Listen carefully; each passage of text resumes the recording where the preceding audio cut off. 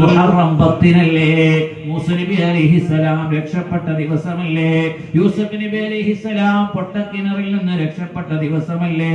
യൂനുസ് നബി അലൈഹിസ്സലാം മത്സ്യത്തിന്റെ വയറ്റിൽ നിന്ന് രക്ഷപ്പെട്ട ദിവസമല്ലേ? നമ്രൂദിന്റെ തീക്കുണ്ടാരം എയർ കണ്ടീഷനായി ഇബ്രാഹിം നബി അലൈഹിസ്സലാമിന് മാറിയ ദിവസമല്ലേ?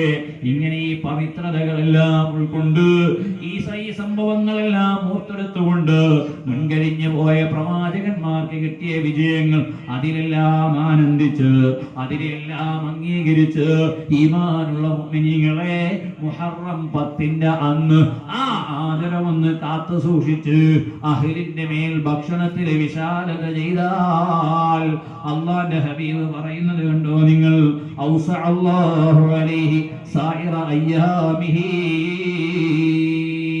അവന്റെ മേൽ ആ വർഷം മുഴുവൻ റബ്ബ് വിശാലത ചെയ്യുമെന്ന് സയ്യിദുൽ വറാ ത്വഹ റസൂലുള്ളാഹി സ്വല്ലല്ലാഹു അലൈഹി വസല്ലം. ആദരവാണ് പ്രധാനം, ബഹുമാനമാണ്.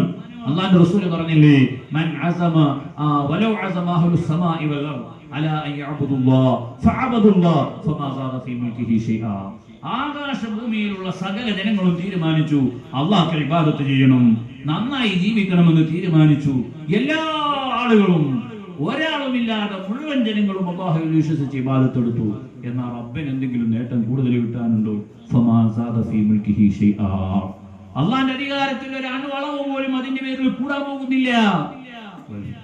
വലൗ അസമ അല്ലാ യഅബുദുല്ലാഹ ഫമാ അബദുല്ലാഹ.